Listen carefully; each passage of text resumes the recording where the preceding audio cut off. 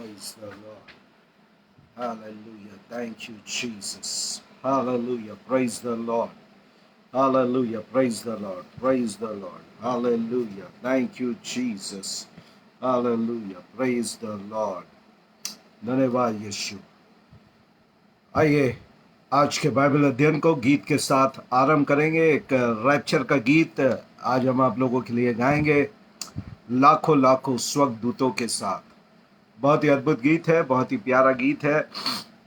भाई Wilson George ने इसको गाया है और आज इस गीत के द्वारा हम अपनी बाइबल स्टडी को आरंभ करेंगे। हालेलुया। स्वर्ग के दूतों के साथ, लाखों लाखों स्वर्ग के दूतों के साथ, में देखा यूहन्ना ने जैसा मेघों पे होके सवार, आता राजा दे राज महिमा के साथ, आता राजा दे राज महिमा के साथ। पूर्व के खुले हुए दरवाजे से, पूरब के खुले हुए दरवाजे से, दूत सारे के साथ हमको लेने यीशु की बारात आ रही है, हमको लेने यीशु की बारात। लिए हुए तूरिया लिए हुए करो सरा, रहे हैं गा रहे हैं महिमा का गान, मेमने के ब्याह की ये अनोखियां, मेमने के ब्याह की अनोखियां। इधर ऊपर आ जाइए, इधर ऊपर आ जाइए पुकार, सुनने को तरस रहे हैं मेरे प्राणनाथ, सुनते ही पुकार होगा खत्म इंतजार, सुनते ही पुकार होगा खत्म इंतजार। लाखों लाखों स्वर्ग के दूतों के साथ, लाखों लाखों स्वर्ग के दूतों के साथ, दर्शन में देखा यूहन्ना के जैसा मेघों में होकर सवार, आता राजा अधिराज महिमा के साथ, आता राजा अधिराज महिमा के साथ, राजा अधिराज महिमा के साथ। Hallelujah, praise the Lord. लाखों लाखों स्वर्ग के दूतों के साथ, जैसे यूहन्ना ने दर्शन में देखा, मेघों पे सवार होके राजा यीशु जल्दी आने वाले हैं। मैं आप सब लोगों का आज की रात्रि फ्राइडे प्रोफेटिक बाइबल स्टडी में स्वागत करता हूं और एक अद्भुत रात आज रैप्चर के बारे में सीखने के लिए होने वाली है, जहां पर हम प्री ट्रिब रैप्चर के सबूतों को सीखने के लिए जा रहे हैं। आज कई मसीह भाई बहन रैप्चर पे तो विश्वास करते हैं, पर रैप्चर कब होने वाला है इसके ऊपर अनेक धारणाएं हैं।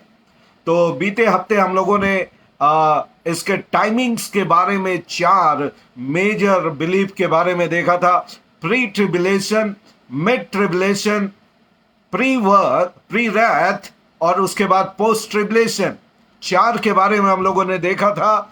और आज उसमें से पहले जो हमारा विश्वास है, प्री ट्रिब रैप्चर, जिसका सिंपल मीनिंग होता है कलीसिया 7 साल के महाक्लेश काल के आरंभ होने के पहले छूमंतर हो जाएगी प्रभु के साथ। और इसलिए कलीसिया तैयार रहे, जाग जरा दुल्हन, तेरा यीशु आ रहा है। दुनिया की भीड़ में ना खोना, तेरा यीशु आ रहा है। तो इससे पहले कि आज की बाइबल स्टडी को आरंभ करें, एक बार फिर से आप सबका स्वागत है। साथ में निवेदन है, यदि आपके पास अनेक पेजेस हैं, ग्रुप्स हैं, निश्चित रीति से इस वेरी इंपॉर्टेंट बाइबल स्टडी को अपने मित्रों के साथ, अपने फैमिलीज के साथ, अपने पेजेस में, ग्रुप्स में शेयर करें कि आपके माध्यम से भी अनेक लोग आज इस सच्चाई को जान सके और रैप्चर के लिए तैयार हो सके। मेरे प्रियो, रैप्चर कभी भी हो सकता है। We are in the not in the end time, but we are in the end moment of a end time, last moment of the end time. हम अंतिम दिनों के अंतिम क्षणों में रह रहे हैं, जब कभी भी प्रभु की तुरी फूकी जाएगी, प्रधान दूत का शब्द सुनाई देगा और प्रभु यीशु हमारा दूल्हा बादलों पर आएगा और यहां से उसकी दुल्हन उससे मिलने के लिए स्वर्ग में उठा ली जाएगी और एक बड़ा भूचाल सारी दुनिया में आएगा, अफरा तफरी सारी दुनिया में आएगी। ये क्या हुआ? लाखों लोग दुनिया से कहां गायब हो गए और सारे न्यूज चैनल, सारे सरकारी तंत्र, सारी घंटियां बज रही होगी। कहां गया, कहां गए लोग, कहां गए लोग? सारी दुनिया से गायब हो गए और लोग ये बातें करने लगेंगे, कहीं मसीह जो रैप्चर की बात करते थे, पास्टर प्रशांत जो रैप्चर सिखाते थे, कहीं वो रैप्चर तो नहीं हो गया? यस जी, that rapture is already taken place. और उसके बाद वे लोग जो रैप्चर के ऊपर हंसते हैं, आपका मजाक उड़ाते हैं, ओ उनके लिए बड़ा दुख का मौसम होगा। वो बड़े दुख मनाते हुए, ओ बड़ा दुख मना रहे होंगे और दुख मनाते हुए हम क्या करें, हम क्या करें, बड़े इस उसमें रहेंगे कि अब हम क्या करें, हमारा क्या होगा। कलीसिया तो उठा ली गई, काश हम भी विश्वास करते, काश हम भी विश्वास करते, वे लोग बात कर रहे होते। पर टाइम इज गॉन, समय बीत गया होगा, उसके बाद लौट कर नहीं आएगा। तो चलिए चलते हैं आज के बाइबल अध्ययन पे और सीखते हैं प्री ट्रिबुलेशन रैप्चर के प्रूफ्स के बारे में। और जितने लोग जुड़ रहे हैं, कृपया निवेदन है, आना जाना करेंगे, आपको कुछ भी नहीं मिलेगा। अगर प्रभु ने किसी भी रीति से आपकी मदद किया कि आज आप ऑनलाइन हो सके, तो जुड़े रहें। हो सकता है आज का बाइबल का अध्ययन, बाइबल की शिक्षा आपके लिए हो और आपका उद्धार हो और आप रैप्चर के सहभागी हो जाएं। प्रभु के मौके को यूं ही खोते ना रहें, इसलिए जुड़े रहें। अगर प्रभु ने आपको जोड़ा है और जल्दी जल्दी शेयर भी करते रहें यदि आपके पास पेजेस है। तो आइए हम बात करते हैं। पिछली बार जैसे हम लोगों ने बात किया था अनेक टाइमिंग्स के बारे में रैप्चर के, और मैंने आपको बता दिया है कि 21 से लेकर 24 it's a very crucial year. अब जिस समय में मैं और आप रह रहे हैं, ये फिग ट्री का समय है। मैंने आपको इस्राएल के बारे में बताया था।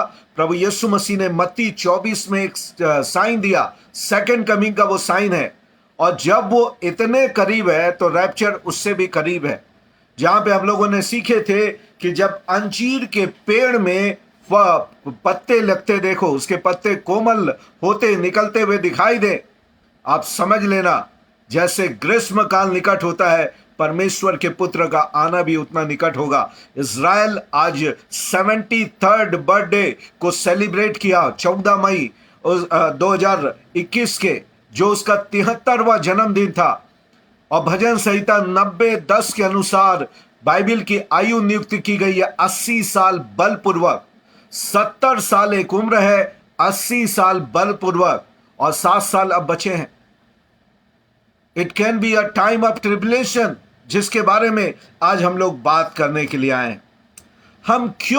आज हम सीखने के लिए हैं कि हम क्यों ऐसा कहते हैं कि कलीसिया को सताव में से होकर नहीं जाना पड़ेगा। मैंने पिछले हफ्ते आपको अच्छे से समझा दिया था कि ये ट्रिबुलेशंस के ऊपर सारी शिक्षा है। और ट्रिबुलेशन का मतलब होता है महाक्लेश काल। हिंदी में इसे महाक्लेश काल कहते हैं। और महाक्लेश काल का समय है 7 साल। 7 साल का महाक्लेश का काल होगा। और लोगों का इसी के ऊपर विश्वास है, हमारा विश्वास है इस 7 साल का ये जो पीरियड है, कलीसिया इसके आरंभ होने के पहले ही स्वर्ग में उठा ली जाएगी। That's called rapture. रैप्चर का मतलब है स्वर्ग में उठा लिया जाना, प्रभु के पास बादलों में उठा लिया जाना। उसके बाद एक व्यू है, कुछ कहते हैं कि मिडिल में पहले 3.5 साल चलेगी कलीसिया सताओं में से होकर, क्योंकि ये 3.5 साल परमेश्वर का न्याय नहीं है, इसलिए पहले 3.5 साल तक कलीसिया धरती पे रहेगी। और मिड में, बीच में, 7 का मतलब आधा होता है 3.5, उसके 3.5 के बीच में वो उठा ली जाएगी। और कुछ कहते हैं नहीं नहीं नहीं नहीं, कुछ और आगे जाएगी। 75% जो होता है प्री रैथ। प्री रैथ का मतलब होता है परमेश्वर के प्रकोप के कटोरे जो अंत में उंडेरे जाएंगे, उसके पहले कलीसिया उठा ली जाएगी। और कुछ जो विश्वास करते हैं वो अंत में, अंत तक के, कलीसिया 7 साल तक के। मैंने पिछली बार कई लोगों के बारे में बताया था, इसमें एक व्यक्ति का नाम है साधु सेल्वराज। साधु सेल्वराज जी बात करते हैं, उनको परमेश्वर ने स्वर्ग में बुला के सिखाते हैं। Very very honoured man. अजीब ही, अकेले ही व्यक्ति हैं, अद्भुत व्यक्ति, अजीब नहीं, अद्भुत व्यक्ति हैं जो अपने आप में अकेले हैं, जिनको बाइबल दुनिया में कोई नहीं सिखाता, उनको स्वर्ग में ही सिखाया जाता है। एक ही व्यक्ति था जो स्वर्ग में जाके दर्शन को देखा, वो यूहन्ना था, जो प्रकाशित वाक्य को लिखा। उसके बाद आज के यूहन्ना साधु सेल्वराज हैं, जो पोस्ट ट्रिप वहां से मूसा, एलिया और ना जाने किन दासों के द्वारा वो सीख के आए हैं। ऐसे दर्शनों का कोई आधार नहीं होता प्रियो। अगर मैं आपसे कहूं कल मैंने यीशु को देखा, साक्षात देखा, कौन मुझे फेल कर सकता है बताइए? कोई मुझे फेल नहीं कर सकता। आपको विश्वास करना ही पड़ेगा, क्योंकि दर्शन का कोई प्रूफ नहीं है। तो ऐसे दर्शनबाज आजकल अंतिम दिनों में अनेक आपको मिलेंगे। अगर उनका दर्शन बाइबल से सपोर्टेड नहीं है, डू नॉट बिलीव एनीवन, किसी के ऊपर विश्वास ना करें, चाहे कितना भी बड़ा नाम हो। अंतिम दिनों में बड़े नामों से बड़ा सावधान। जितना बड़ा नाम होगा उतनी बड़ी सावधानी आपको उनसे बरतनी पड़ेगी। इसलिए नहीं कह रहा हूं कि मुझे उनसे कोई ऑब्जेक्शन है, क्योंकि शैतान के टारगेट में वो रहते हैं और कई बार सचेत ना होने के कारण बड़े प्रभु के दास आसानी से स्लिप हो जाते हैं।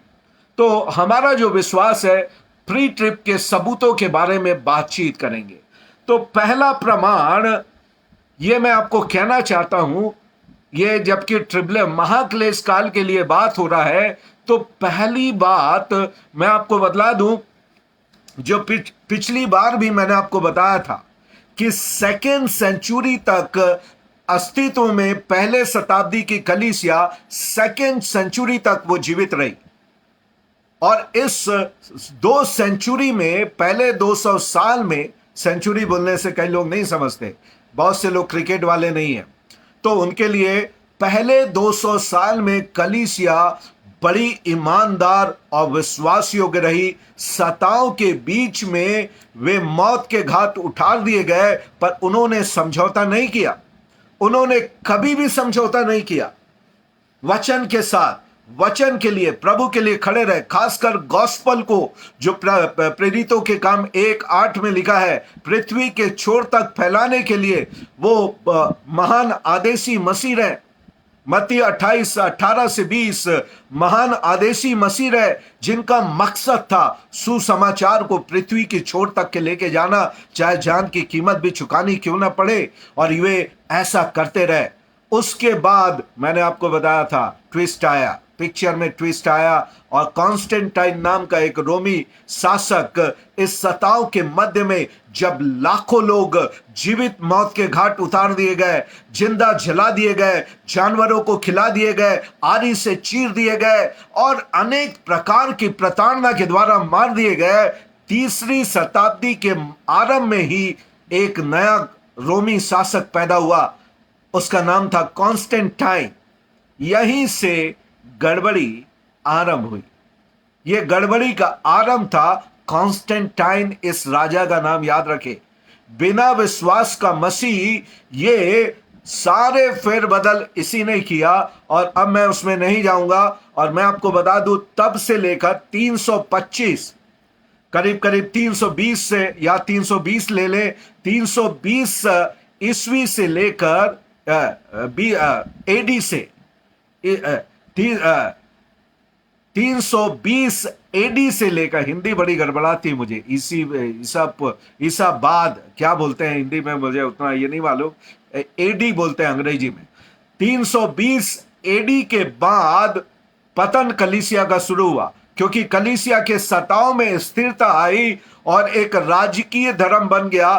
तब 1517 तक, 1517 तक, 1517 तक कॉन्स्टेंटाइन शासकों का राज्य रहा, मसीहत शासकीय राजकीय धर्म बन गया। उसके बाद 400 एडी में कैथलिक चर्च का जन्म हुआ, कैथलिक चर्च, और जब पोप तो बन गए, और इसके बाद ये चलने लगे। और ये अगर आप गिने 320 से 1517, तो करीब 1200 साल तक ये चलता रहा। और आप सोचिएगा क्या कबाड़ा किए होंगे, 1200 साल, 1200 ईयर्स का कबाड़ा कैथलिक चर्च के द्वारा कबाड़ा हो गया। जो 200 साल की कुर्बानी थी, वो 1200 साल में मट्टी पलित हो गई, उसकी मटिया पलित हो गई, और उसका सब बर्बादीकरण हो गया। और यह कलीसिया का डार्क एज रहा, कलीसिया पथ भ्रष्ट हो गई। और उसके बाद मैंने आपको बताया था कि मार्टिन लूथर, जॉन काल्विन, है ना, जॉन काल्विन आए, और उसके बाद जॉन वेस्ली, चार्ल्स वेस्ली, और उसके बाद हडसन टेलर, विलियम कैरी, और बड़े लोग पैदा हुए जिनका एक ही मकसद था, सुधार, रिफॉर्मेशन। एस्केटोलॉजी वहां पे शुरू नहीं हुई, और एस्केटोलॉजी फिर से आरंभ हुई 18 सेंचुरी में। 18 सेंचुरी में एस्केटोलॉजी आरंभ हुई, और मेरे और आपके इस 21वीं शताब्दी में यह चरम सीमा पे है। अगर आप YouTube में देखें, फेसबुक में देखें, आज हर एक दूसरा चैनल आपको अंत समय की शिक्षा के बारे में मिलेगा। हर एक दूसरा चैनल अंत समय के बारे में बात कर रहा है। आप समझ रहे हैं क्यों? क्योंकि अब आज की यह आवश्यकता है, आज की यह जरूरत है, क्योंकि हम और आप अंतिम समय में रह रहे हैं, और यह अब हमें समझने की बारी है। दानियल से कहा, यह भविष्यवाणी की पुस्तक को सील बंद, मोहर बंद करके रख दे, यह अंत में खोली जाएगी, और अंत में अब अपने दासों और भक्तों के ऊपर परमेश्वर अपने प्रकाशों को प्रकट कर रहा है। तो चलिए आरंभ करते हैं ट्रिबुलेशन के बारे में। लेट मी टेल यू, पहला प्रूफ, हम क्यों सताव के पहले कलीसिया उठा ली जाएगी इसके ऊपर विश्वास करते हैं। उसका पहला कारण है, महाक्लेश काल भविष्यवाणियों के द्वारा साफ रीति से प्रकट किया गया है, और थोड़े देर में सारे मेरे सुनने वाले जान लेंगे।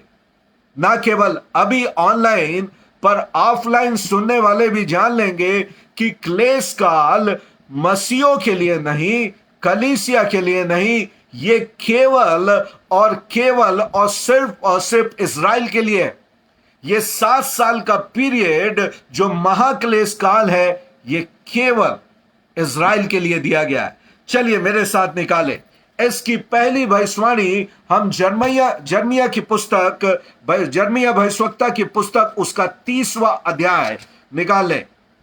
Book of Jeremiah chapter 30, book of Jeremiah chapter 30 आप मेरे साथ निकाल लें, और उसकी एक आयत को हम लोग पढ़ेंगे, और आयत नंबर 7 को देखेंगे। यिर्मयाह नबी की पुस्तक, उसका 30वां अध्याय, उसकी 7वीं आयत, 30 का 7। कोई टाइप कर देगा जब तक मैं आपके लिए पढ़ता हूं। और यिर्मयाह के द्वारा प्रभु इस बात को प्रकट कर रहा है कि यह क्लेश काल का नाम क्या होगा। देखिएगा ये 7 साल का पीरियड क्या कहलाएगा। और यहां पे लिखता है हाय हाय वह दिन क्या ही भारी होगा, उसके समान और कोई नहीं। वह याकूब के संकट का समय होगा, परंतु वह उससे भी छुड़ाया जाएगा। इस 7 साल के पीरियड को यिर्मयाह भविष्यवक्ता को परमेश्वर बतला रहे हैं, ये याकूब के क्लेश का समय होगा। इसको बोलते हैं जेकब्स ट्रबल, जेकब्स ट्रबल। अगर आप उत्पत्ति की पुस्तक उसके 37 अध्याय में जाएंगे, आप पाएंगे जब इस्साक से याकूब ने धोखे से आशीष को लिया तो उसके भाई ने उसको मारने के लिए ढूंढने लगा, और भाई के डर से वो मामा लबान के यहां भाग गया। आपको स्टोरी मालूम है। और ये 7 साल के पीरियड के लिए गया, जहां पहला विवाह लिया से हुआ, और उसके बाद 7 साल रिबिका के प्यार के कारण उसको और वहां पे काटना पड़ा। तो ये 7 साल जो बाइबल कह रही है, ये जेकब्स ट्रबल, ये याकूब के लिए पीड़ा का समय होगा, ये याकूब के क्लेश काल का समय होगा। बाइबल इसको याकूब का क्लेश काल कहती है। इज़राइल जो बाद में इज़राइल कहलाया, ये इज़राइल के क्लेश काल का समय होगा। और इसको ऐसे ही रखे रहिएगा। मैं एक पद को बार बार आपके लिए पढ़ता हूं नए नियम से। देखिए दोनों में कितनी समानता है। मत्ती रची सुसमाचार उसका 24 अध्याय 21 आयत, मत्ती 24 का 21। Gospel of Matthew chapter 24 verse 21। आप देखिएगा दोनों में कितनी समानता है।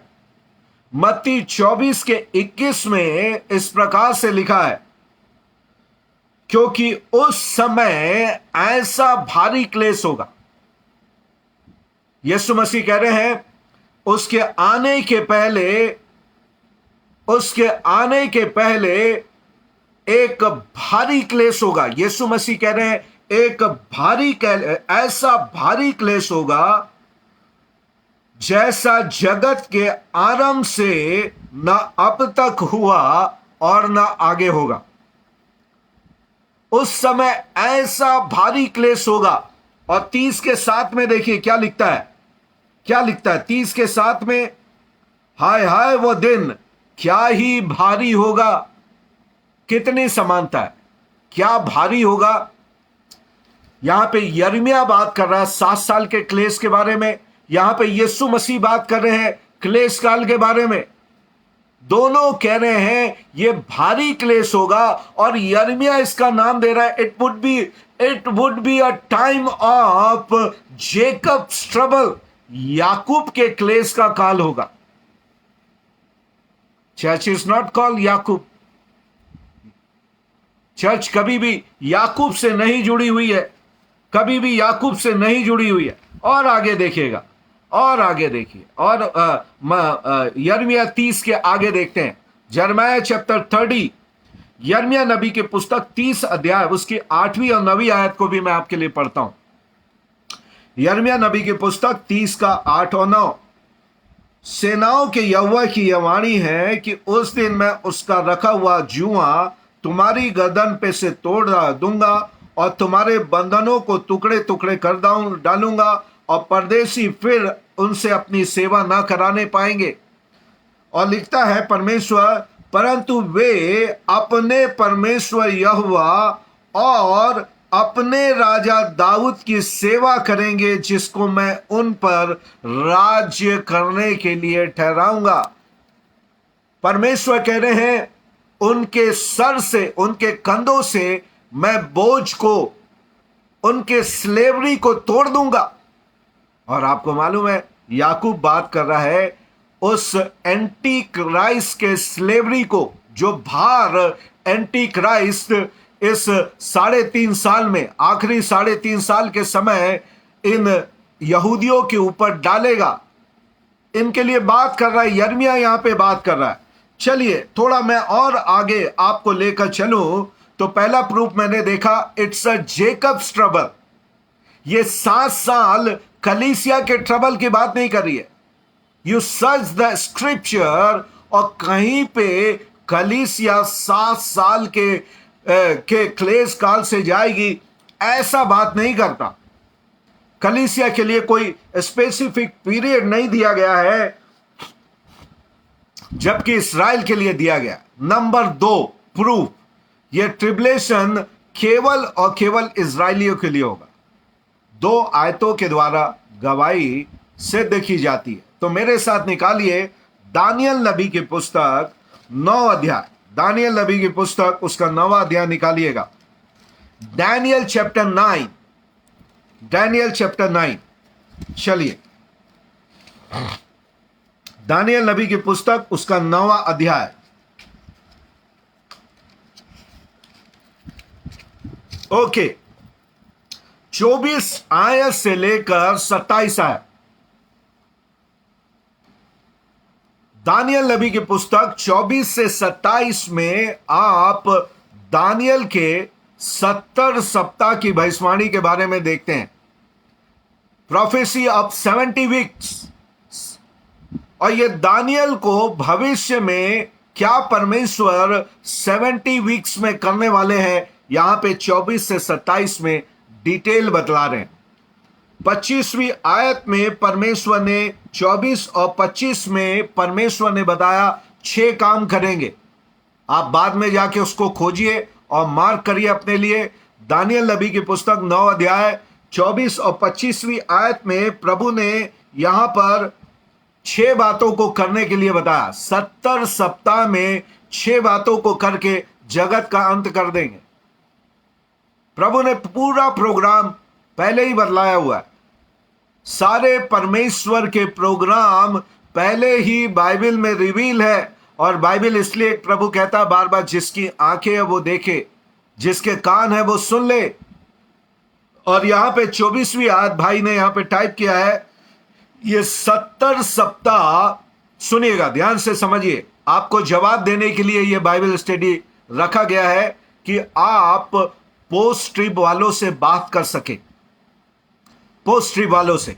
तो यहां पे 24वीं आयत में लिखता है, बाइबल कहती है, ये तेरे लोग और तेरे पवित्र नगर के लिए 70 सप्ताह ठहराए गए। दानियल जब प्रार्थना कर रहा है तो जिब्राइल स्वर्गदूत आकर दानियल से कहता है कि ये 70 वीक जो है तेरे लिए है, तेरे लोगों के लिए। दानियल के लोग कौन से हैं? थोड़ा सा हम लोग बातें करें।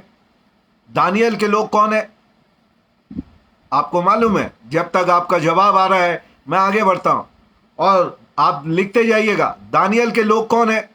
ये 70 सप्ताह दानियल के लोगों के लिए। और दानियल के लोग आप जवाब दे रहे हैं। तब आगे दूसरा प्रश्न है, दूसरा प्रश्न यहां पे है वर्स 24, वर्स 24, दानियल 9 का 24। और तेरे पवित्र नगर के लिए, तेरे पवित्र नगर के लिए। तो आप बताइए दानियल के लोग कौन है और पवित्र नगर क्या है? पवित्र नगर क्या है? हाँ जी, दानियल के लोग कौन है और पवित्र नगर क्या है? आपकी बाइबल खुली होना चाहिए। दानियल नबी की पुस्तक 9 अध्याय उसकी 24 आयत। दानियल के लोग, पहला प्रश्न कौन है? नंबर 2, पवित्र नगर का नाम क्या है? और तीसरी बात मैं आपको उत्तर दे रहा हूं कि ये 70 सप्ताह केवल और केवल इसी 2 लोगों के लिए, केवल इन्हीं 2 लोगों के लिए। राजेश कृपाल भाई यहां पे समराइज किए हैं। ओके, हमारे बीच में हम जानते हैं भाई सिल्वर राइस के ग्रुप से प्रदीप गौर जी हैं, प्रोफेटिक स्टडी करते रहते हैं। इन लोगों ने बिल्कुल क्लियर जवाब दिया। Israel and Jerusalem, verse 24, Israel और जेरूसलेम। जिब्राइल स्वर्गदूत ये कह रहा है कि ये 70 सप्ताह केवल इज़राइल के लिए है और यरूशलेम के लिए। और किसी के लिए नहीं है। ये पोस्ट ट्रिब वाले, मिड ट्रिब वाले कैसे कलीसिया को किन आयतों के द्वारा इंक्लूड करते हैं, मुझे ये नहीं मालूम, मुझे ये नहीं मालूम। साधु सेल्वराज हमारे बीच में भी अनेक, सूरज प्रेमनानी भाई, मैंने उनके गुरु का भी नाम आपको पिछली बार बताया था। क्या नाम था, मैं स्लिप कर जाता उनका नाम आजकल, ज्यादा बुक नहीं पढ़ता। ये सब कैसे पोस्ट ट्रिप की बात करते हैं? बाइबल कह रही है 70 सप्ताह, पूरे के पूरे 70 वीक केवल दो लोगों के लिए, इजराइलियों और यरूशलेम के लिए। We are not living in Jerusalem, हम यरूशलेम में नहीं रहते हैं, हम यहूदी नहीं है, कलीसिया यहूदी नहीं है। कलीसिया किसी भी धर्म और जाति को रिप्रेजेंट नहीं करती। कलीसिया सारे जाति और धर्म से बनी हुई है। और तब बाइबल बतला रही है, और दूसरा प्रूफ यहां पे अगर आप देखें तो आप पाएंगे कि पहले 69 वीक किसके ऊपर पूरे हुए? दानियल यह भी बतला रहा है कि पहला 7 साल में यरूशलेम फिर से बसाया जाएगा, फारस के द्वारा, किंग डायरस, दारा राजा के द्वारा फिर से यरूशलेम उस 7 साल में बसाया गया।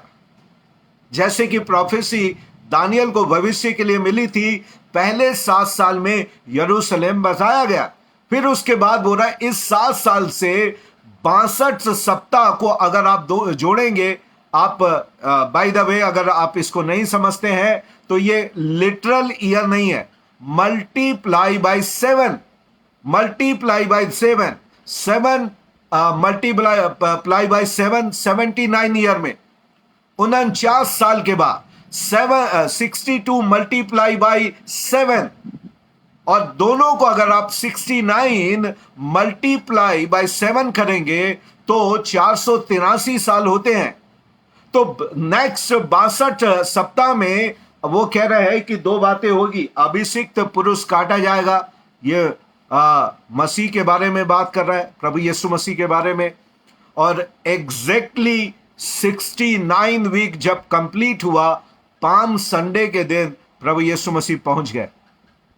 प्रभु यीशु मसीह यरूशलेम में प्रवेश करे, विजय प्रवेश जो कहते हैं, पाम संडे के दिन दानियल का 69 वीक खत्म हुआ, और वहां पे कहता अभिषिक्त पुरुष काटा जाएगा और उसके हाथ में कुछ भी नहीं आएगा। और एग्जैक्टली ऐसा ही हुआ। यहां पे कलीसिया नहीं है, यहां पे भी कलीसिया मिसिंग है, क्योंकि कलीसिया का जन्म प्रभु यीशु मसीह के मृत्यु के बाद हुआ। और तब दानियल वहां पे ब्रेक लगाता है, दानियल वहां पे प्रोफेसी को ब्रेक लगाता है, और पवित्र नगर ढाया जाएगा। वो ये कह रहा है कि पवित्र नगर ढाया जाएगा, और तब फिर वो एक सप्ताह बच जाता है। अब यहां पे हम देख रहे हैं 62 यहां पे वीक, और पहले 7 वीक, 62 प्लस 7, 69 वीक कंप्लीट हो गए। तो थोड़ा सा मैथमेटिक्स है, 70 में 70 में 69 माइनस कर दे, माइनस कर दे, कितना बचा? 70 में 69 घटा दे, 69, 70 में 69 घटाने से आपको बचेगा 1। 70 में 69 को खत्म कर दे तो you will have only 1 year, 1 week, 1 week, 1 week is equal to 7 year, 1 week is equal to 7 year बच गया। 483 साल पूरे हुए और 7 साल बच गए। 70 मल्टीप्लाई बाय 7, 70 गुणा 7, 490 साल करीब पूरे होते हैं, जिसमें 483 साल एग्जैक्टली इजराइलियों के ऊपर पूरे हुए। और जो एक सप्ताह बच गया जो 7 साल के बराबर है, वो भी मिसिंग वीक है। किसका? 70 का। आप लोग समझ रहे? वो भी 70 का मिसिंग वीक है, जो एक सप्ताह बच गया है, जो अब 2000 साल का गैप आ गया।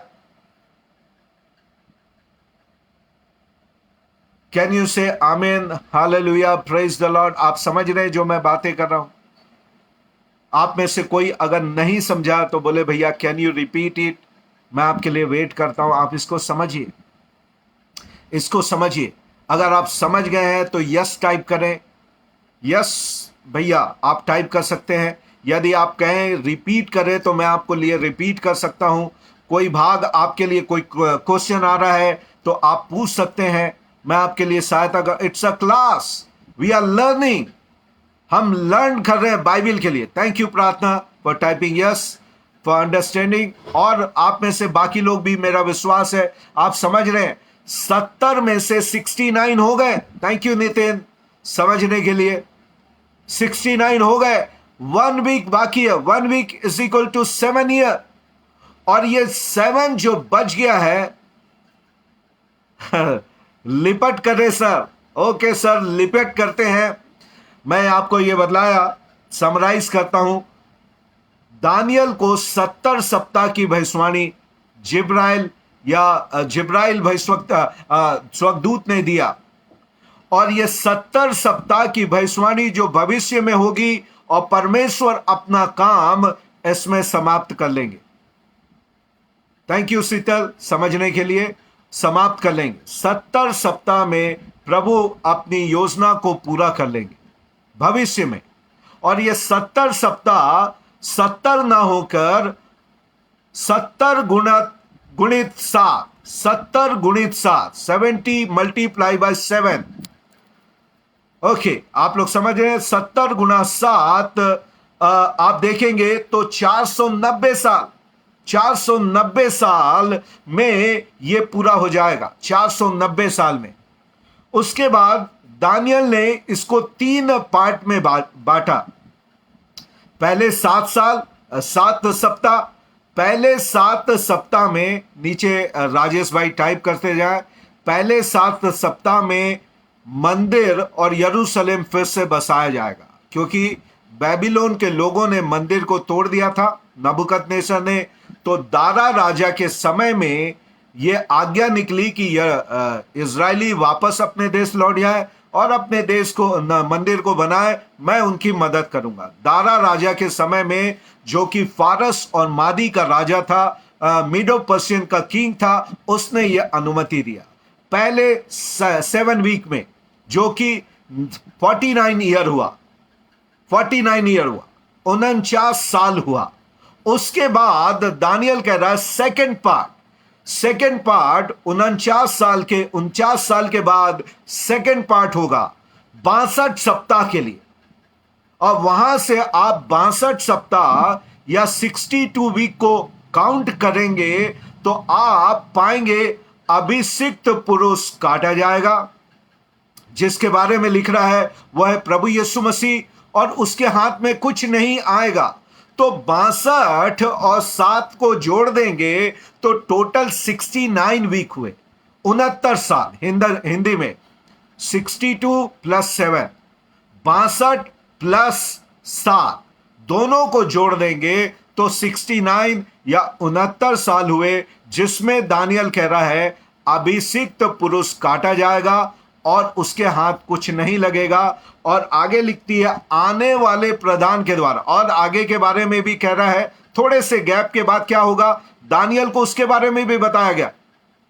थोड़े से उसके 26 आयत में बताया गया कि आने वाले प्रधान की प्रजा पवित्र नगर को कुचलेगी, यानी यरूशलेम फिर से नाश किया जाएगा।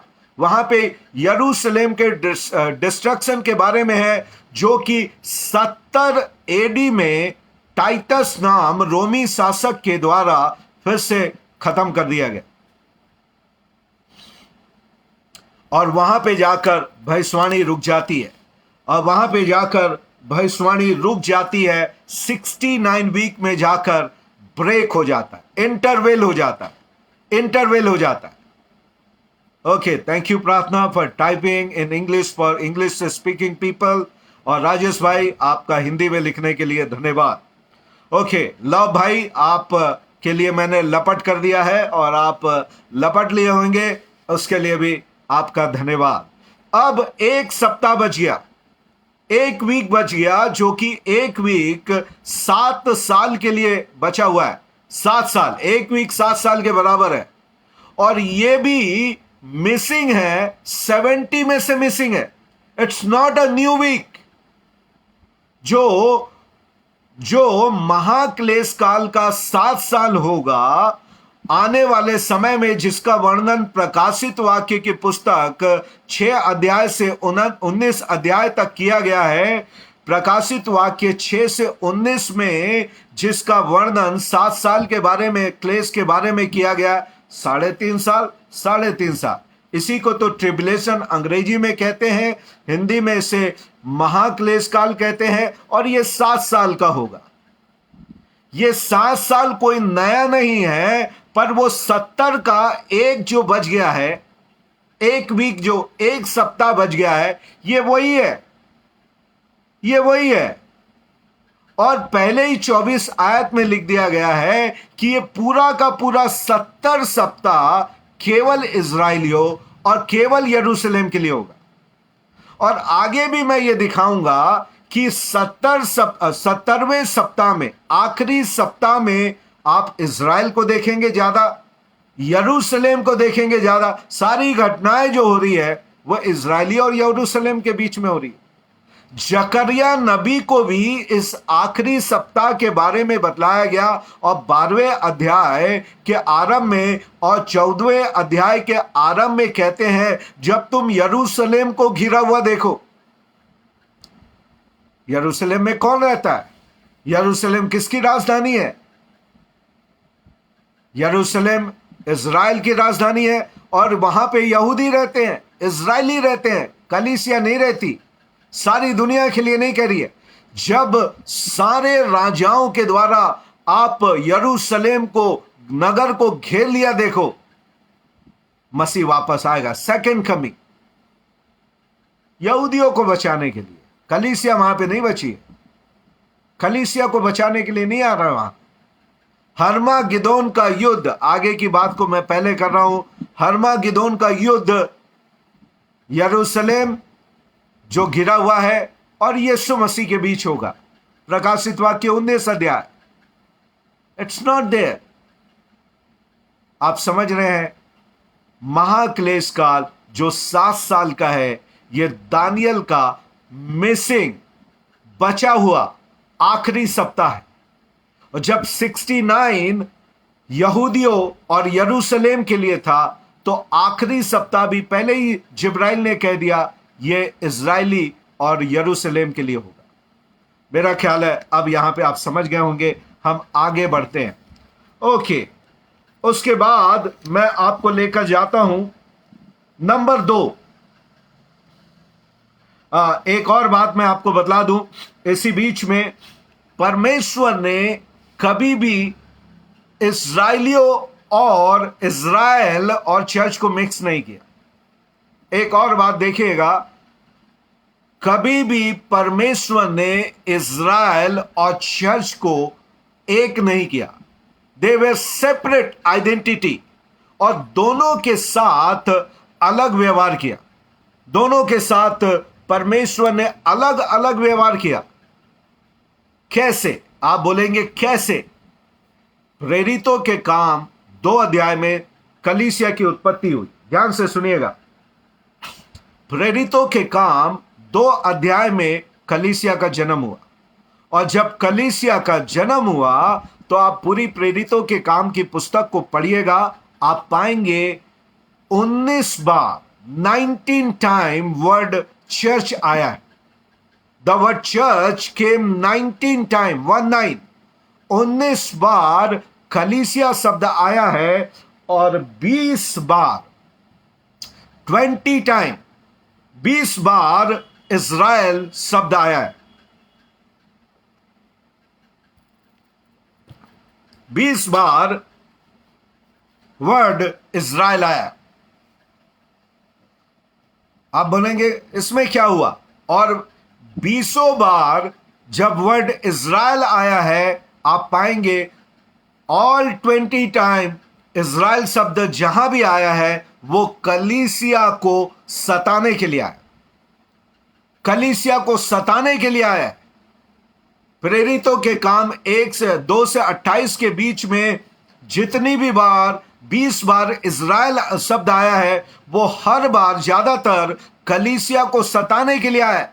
इसका मतलब है प्रेरितों के काम में पहले शताब्दी में कलीसिया और इज़राइल अलग अलग थे। आपको मालूम है इन दोनों को एक करने वाला कौन है? चर्च और कलीसिया एक है। और एंटी सेमिटिज्म, इजरायली विरोधी कौन है? पूरा इतिहास पढ़ लीजिए, ये कैथलिक्स हैं, ये कैथलिक्स हैं। आपको मालूम होगा Martin Luther, second world war में आप पाएंगे कि हिटलर ने करीब करीब 10 लाख से अधिक यहूदियों को गैस के तंदूर में भून डाला।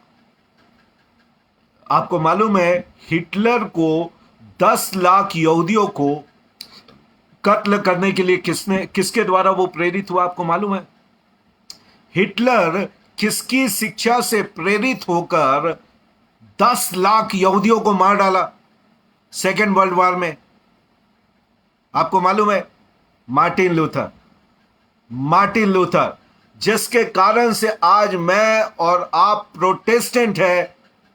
इसका मतलब मार्टिन लूथर को न्याय मैं नहीं कर रहा हूं कि सही गलत, पर मैं आपको एक फैक्ट बता रहा हूं, आप पढ़ के देख लीजिए। मार्टिन लूथर ने इस बात के लिए प्रचार किया कि यहूदियों के सिनेगॉग जलाए जाना चाहिए, ये मसीहा के हत्यारे हैं। उसकी राइटिंग्स को पढ़िएगा, उन्होंने कहा ये मसीहा के हत्यारे हैं, इनकी हत्या होनी चाहिए, इन्हें मारना चाहिए। और इससे प्रेरित होकर हिटलर ने 10 लाख लोगों को मार डाला। कैथोलिक चर्च हमेशा से एंटी सेमिटिज्म की बात कर रही है, उनका हमारे से कोई लेना देना नहीं की बात करती है। और तब आप पाएंगे प्रेरितों के काम में ये अलग है। उसके बाद रोमियो में अगर आप पाएंगे पौलुस दोनों को डिस्टिंक्ट करता है कि इज़राइल और कलीसिया कभी भी एक नहीं हुए। इज़राइल कलीसिया में मिल गया, ये कहीं बाइबल नहीं सिखाती। ये दोनों सेपरेट आइडेंटिटी है। परमेश्वर का व्यवहार दोनों से भिन्न है, यह आप देख सकते हैं। नंबर अगला मैं आपको यह बतलाना चाहता हूं, नंबर 2 और पॉइंट मैं आपको प्री ट्रिप के प्रूफ के बारे में बताऊंगा। पहला, ट्रिबुलेशन कलीसिया के लिए नहीं, केवल इजरायलियों के लिए था। 2 पॉइंट मैंने इसमें बताया।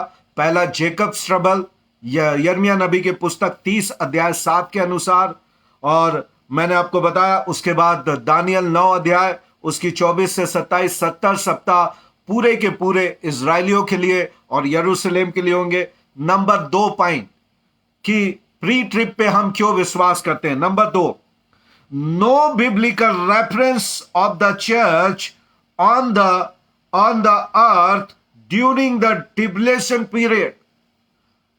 हिंदी में इसका अनुवाद करता हूं, ट्रिबुलेशन के समय कोई भी कलीसिया का अस्तित्व प्रकाशित वाक्य में नहीं बताया गया। महाक्लेश काल के बीच में कलीसिया शब्द या कलीसिया का चित्र कहीं पे भी दिखाई नहीं देता। अब इसको मुझे आपको प्रूफ करना है। ये मेरा स्टेटमेंट है, अब मैं इसको आपके लिए प्रूफ करूंगा। पहली बात, मैंने जो स्टेटमेंट दिया वो ये है कि कलीसिया क्लेश काल के दौरान, पूरे 7 साल के क्लेश काल के दौरान कभी भी उसका जिक्र बाइबल में नहीं आया। और 7 साल के बारे में प्रकाशित वाक्य बात करता है। यदि आप देखें तो इसका वर्णन प्रकाशित वाक्य में मिलेगा।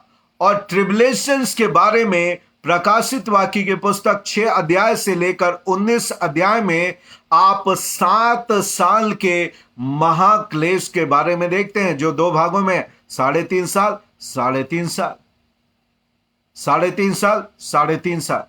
और दानियल 9:27 में भी जब इसका वर्णन किया गया है, तब यहां पे दानियल कह रहा है वो प्रधान 1 सप्ताह के लिए वाचा बांधेगा। शांति की वाचा कलीसिया से नहीं बन रही है।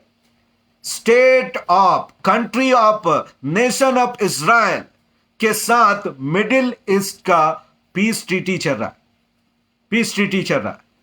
नेशन ऑफ इज़राइल के बारे में 9:27 में लिखा है, जहां पे ट्रिबुलेशंस के बारे में, आखिरी 7 साल के बारे में, आखिरी सप्ताह के बारे में जहां वर्णन है, वहां पर इज़राइल और वहां पे मिडिल ईस्ट की पीस ट्रीटी की बात होती है। और सप्ताह के मध्य में वो अन्न बलि और मेल बलि को बंद करेगा। ये अन्न बलि और मेल बलि कौन चढ़ा रहा है? कलीसिया कभी नहीं चढ़ाएगी, क्योंकि कलीसिया का बलिदान प्रभु यीशु मसीह है। आखिरी सप्ताह में भी दानियल इज़राइल की बात कर रहा है। इज़राइल की बात कर रहा है। ही is not talking about church. He is not talking about church. और तब यहां पर आप पाएंगे प्रकाशित वाक्य की पुस्तक का जो हेडलाइन है या आउटलाइन है, वो 1:19 में किया गया है। Let's turn with me revelation chapter 1 verse 19। Revelation 1:19, प्रकाशित वाक्य की पुस्तक, उसका 1 अध्याय, उसकी 19वीं आयत मैं आपके लिए पढ़ूंगा, जो प्रकाशित वाक्य की पुस्तक का आउटलाइन है। आउटलाइन है। और यहां पे क्या लिखा गया देखिएगा, 1:19। और यहां पे लिखता है, इसलिए जो बातें तूने देखी है, जो बातें हो रही है और जो बातें इसके बाद होने वाली है, उन सबको लिख ले। यहां पे 3 डिविजन्स है। प्रकाशित वाक्य को 3 भागों में बांटा गया है। जो बातें तूने देखा, यहां पे यूहन्ना से उन समय की बात नहीं कर रहा है। यहां पे यूहन्ना उन समय की बात, स्वर्गदूत उन समय की बात नहीं कर रहा जब यीशु इस दुनिया में थे। उन बातों को याद करके लिख, जब यीशु इस धरती पे थे, ऐसा नहीं कह रहा स्वर्गदूत।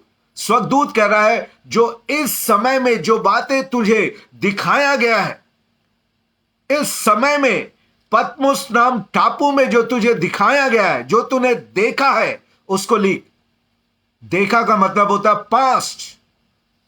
देखा है, पहली बात उसको लिख। और दूसरी बात, जो बातें हो रही है, प्रेजेंट। प्रेजेंट की बातों को लिख। और उसके बाद लिखा है, जो बातें इसके बाद होने वाली है, उसको भी लिख। तो यहां पे 3 डिविजन्स को हम लोग देखते हैं। The things which you have seen, the things which are, and things which will be. इन 3 बातों को प्रकाशित वाक्य लिखा है। 1 से 22 में ये 3 बातें लिखी है। जो यूहन्ना ने देखा, जो बातें हो रही है, उसको लिखा। और तीसरा, जो बातें भविष्य में होने वाली है। तो अगर आप इसको पढ़ें तो आप पाएंगे प्रकाशित वाक्य की पुस्तक में यहां पे ये कहता है, यूहन्ना कहता है, उसकी 12वां आयत में, 12 आयत में कहता है, तब मैंने उसे जो मुझसे बोल रहा था देखने के लिए अपना मुंह फेरा, और पीछे घूमकर मैंने क्या देखा। और 13 आयत में भी लिखता है, एक पुरुष को देखा। यूहन्ना पहले अध्याय में लिख रहा है, जो उसने देखा। प्रकाशित वाक्य 1 अध्याय, यूहन्ना ने जो स्वर्गीय यीशु के दर्शन को देखा, जो राजकीय यीशु के दर्शन को देखा, उसको यहां पे विवरण कर रहा है। और उसके बाद आप पाएंगे 2 और 3 अध्याय।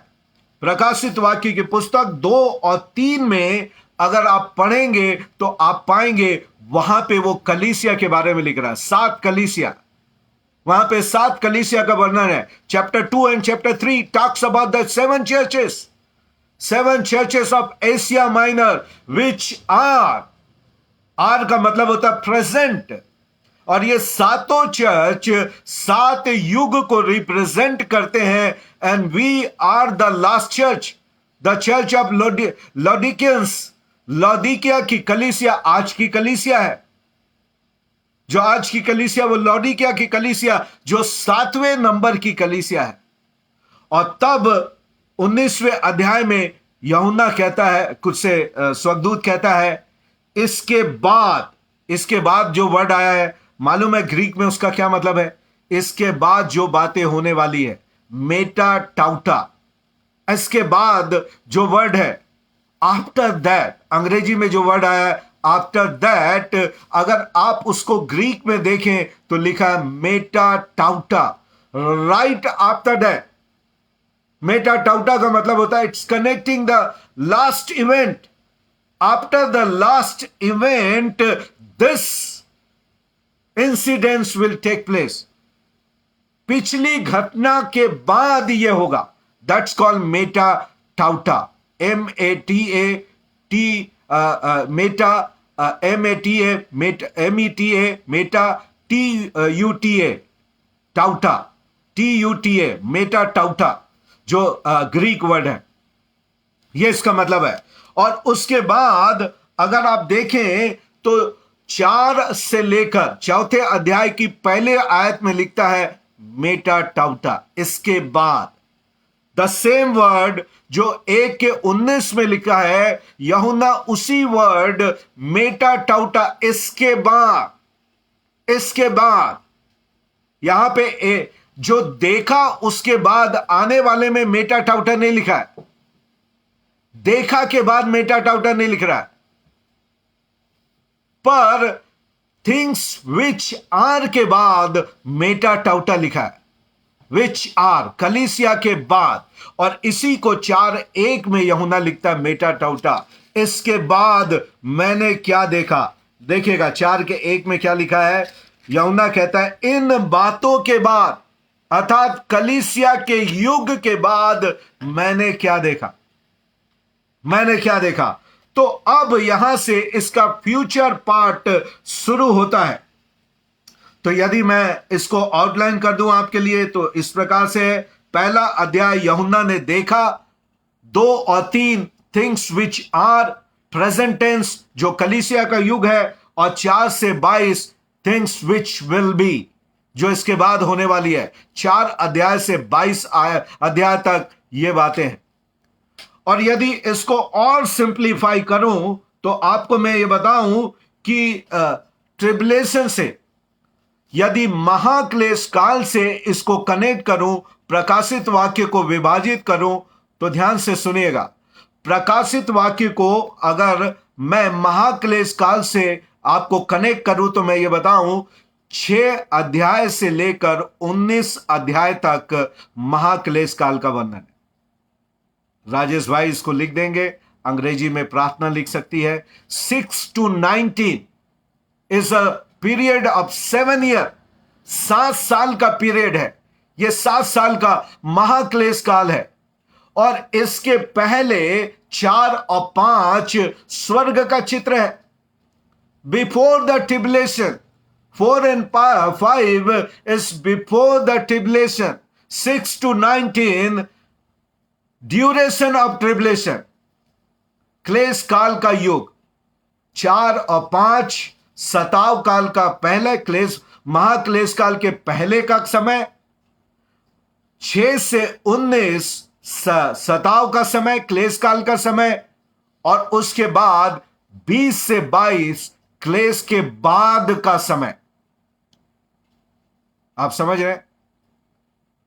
4 और 5 सताव के पहले, 6 से लेकर 19 तक सताव का समय, ड्यूरिंग द ट्रिबुलेशन।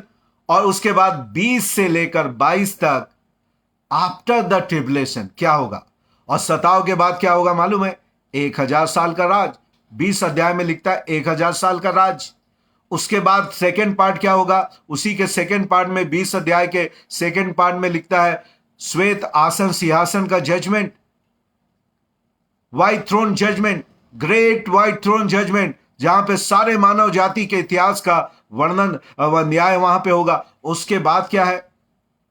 22 अध्याय 21 और 22 नया युग, नई सृष्टि, नई धरती, नया आकाश एंड इटर्निटी, द एंड।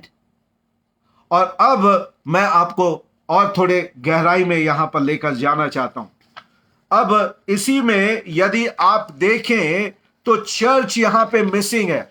मैं आपको दिखाना चाहता हूं कि चर्च कैसे मिसिंग है। यदि आप 1 अध्याय से 3 आयत तक आज पढ़िएगा, अपने लिए पढ़िए। 1 से 3 अध्याय, प्रकाशित वाक्य 1 से 3 अध्याय पढ़िए। आप पाएंगे वहां पर 19 बार शब्द कलीसिया आया।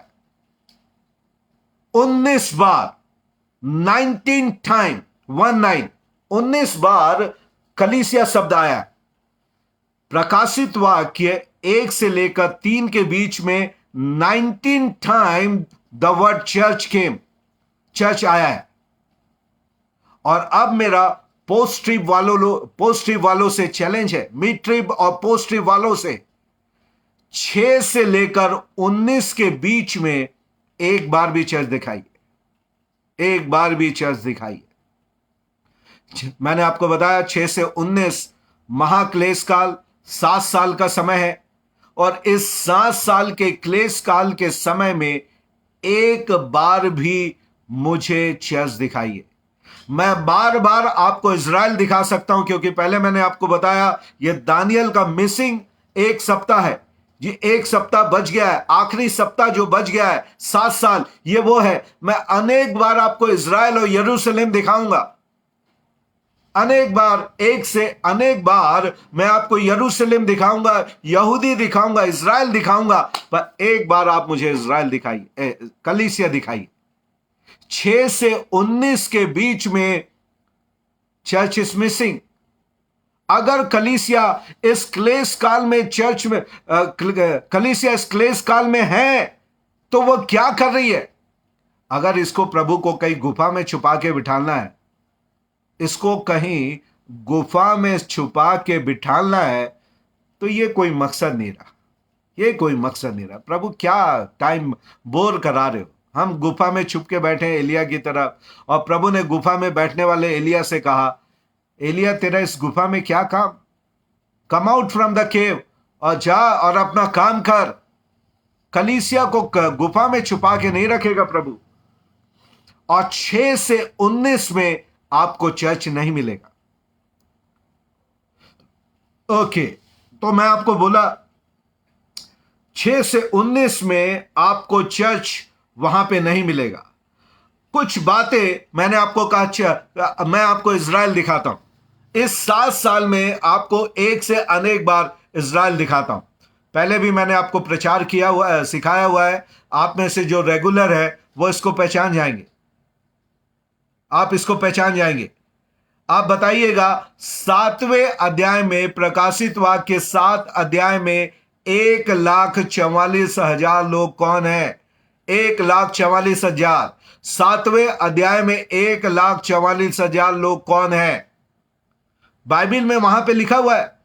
प्रकाशित वाक्य 7 अध्याय में 1,44,000, 12 गोत्रों में से प्रत्येक गोत्र के 12,000 लोग हैं। समझ रहे हैं आप लोग? 7वें अध्याय के 1,44,000 हर ट्राइब से, 12 ट्राइब के 12,000, 12,000 प्रत्येक ट्राइब से है। तो 12 गुणित 12 144, 1044 इजरायली। और मैंने आपको बताया 27 के बीच में इजरायली अनेक बार दिखाऊंगा। उसके बाद 11वें अध्याय में 2 गवाह, 11वें अध्याय में 2 गवाह आए, पतरस और क्या बोलना चाहिए, पौलुस और पतरस। कैसा रहेगा? 2 गवाह है, पौलुस और पतरस। आज तक सुना है किसी ने कि 11वें अध्याय के 2 गवाह पौलुस और पतरस है? आज तक मैंने भी नहीं सुना। मैं गलत बोल रहा हूं, आप कोट मत करिए, आई एम सेइंग गलत। कभी सुना है? हर व्यक्ति को मालूम है डिवीजन है, 3 का नाम मेन है। 3 है, एलिया, हनोक और मूसा। मेरा यह है, मैंने इसको सिखाया भी है, एलिया और मूसा आएंगे। 11वें अध्याय में 2 गवाह जो है वे भी यहूदी है। चाहे कोई भी डिबेट हो, एलिया, मूसा और हनोक में कोई भी जीत कर आए 2, एलिया, मूसा और हनोक में कोई भी जीत कर आए, 11वें अध्याय के 2 गवाह यहूदी हैं। जैतून के पेड़ हैं, वहां पे लिख रहा है 11वां अध्याय, जैतून के पेड़ है। और वहां का आरंभ भी किससे हुआ? पवित्र नगर को नाप ले, पवित्र भाग को नाप ले। पवित्र सरिता सैमसन जी, नो। ओके, आपने, मैंने जो ओके, थैंक यू। मैं भी घबरा गया क्या के लिए नो आ रहा है। ओके, आपने कहा पौलुस और मैंने कहा था पतरस और पौलुस, सुना है नहीं। ओके, राइट, मैं भी समझ गया। 11वें अध्याय के 2 गवाह दोनों यहूदी है, और वो एलिया और मूसा है। मैं ये समझता हूं, कई लोग हनोक लगाते हैं, कोई ये नहीं, 2 गवाह यहूदी होंगे, हम ये मालूम है। उसके बाद मैं आपको 11वें अध्याय के पहली भाग में बतला रहा हूं, मंदिर को नाप ले। ये मंदिर कहां का नापा जा रहा है? ये यरूशलेम की बात हो रहा है। देखिए, 70 सप्ताह का आखिरी भाग, फिर से दानियल के लोग और दानियल का नगर, पवित्र नगर यरूशलेम, और दानियल के लोग यहूदियों के लिए यहां पे आ गया। और उसके बाद आइए 12वें अध्याय में जो स्त्री जिसने पुत्र जन्म दिया, यह भी हम लोग सीख लिए।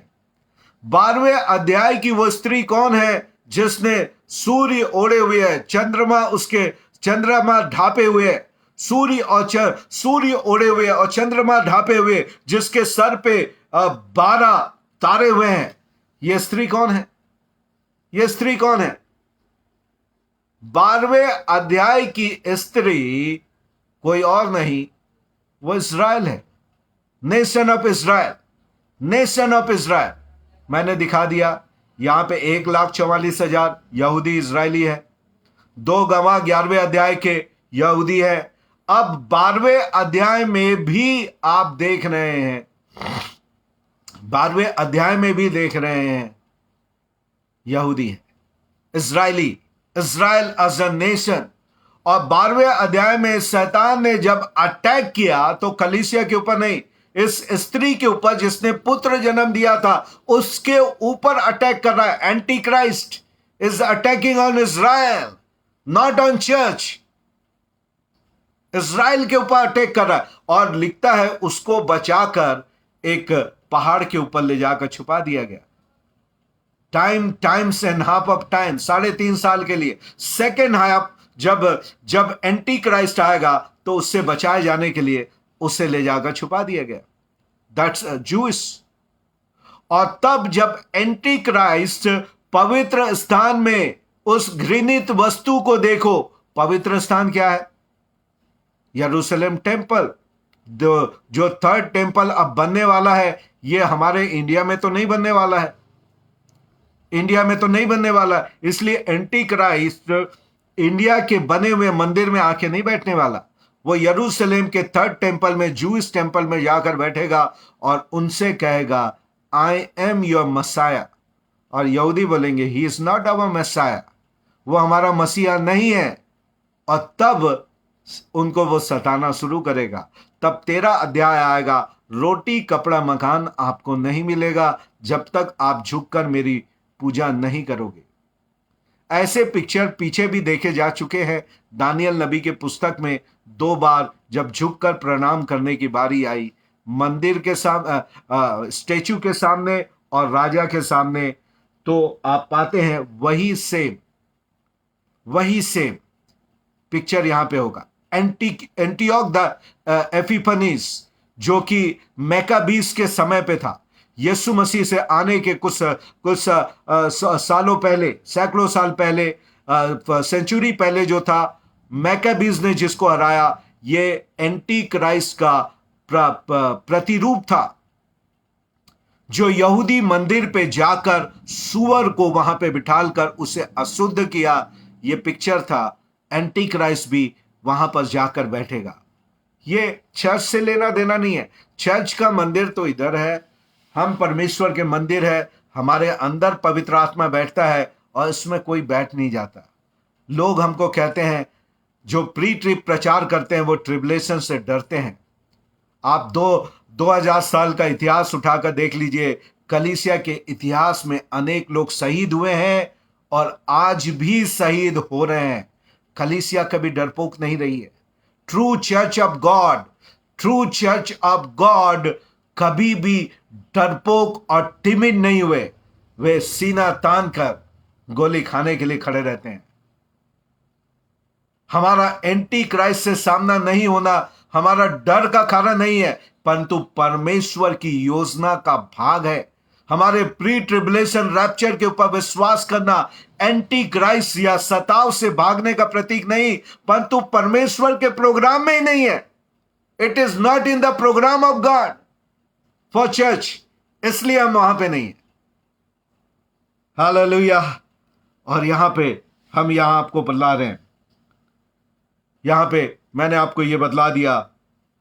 एक और बात मैं आपको बतलाना चाहता हूं, चैप्टर 2 और 3 में हर कलीसिया के आखिरी में यीशु मसीह ने क्या कहा? प्रकाशित वाक्य की पुस्तक 2 अध्याय 3 अध्याय 7 कलीसियाओं के आखिरी में हर कलीसिया को प्रभु ने यह कहा। क्या कहा मालूम है? एक कलीसिया मेरे सामने खुली हुई है, यहां पे लिखता है, जिसके कान हो वो सुन ले, आत्मा कलीसियाओं से क्या कहता है। ध्यान से सुनिएगा, बड़ा एक रेवलेशन मैं आपको दे रहा हूं। कोई सा भी पढ़ लीजिए, मैं 3 का 22 पढ़ रहा हूं, कोई भी चर्च के पढ़ लीजिए। 3 के 22 में लिखता है, जिसके कान हो वो सुन ले कि आत्मा कलीसियाओं से क्या कहता है। आत्मा कलीसियाओं से क्या कहता है? आपको मालूम है 13 अध्याय में भी प्रभु ने कहा। 13 अध्याय निकाल लीजिए, प्रकाशित वाक्य की पुस्तक 13 का 9। 13 का 9 देखिए यहां पे क्या लिखा है। 13 के 9 में क्या लिखा है? आत्मा कलीसिया से, जिसके कान हो वो सुन ले, आत्मा कलीसिया से क्या कहता है। सेकंड पार्ट में क्या लिखता है? आत्मा कलीसियाओं से क्या कहता है। और 13:9 में क्या लिखा है मालूम है? 13:9 निकाले, लिखता है, जिसके कान हो वह सुने। सुन ले, आगे नहीं जा रहा है, सुने कह के रुक गया।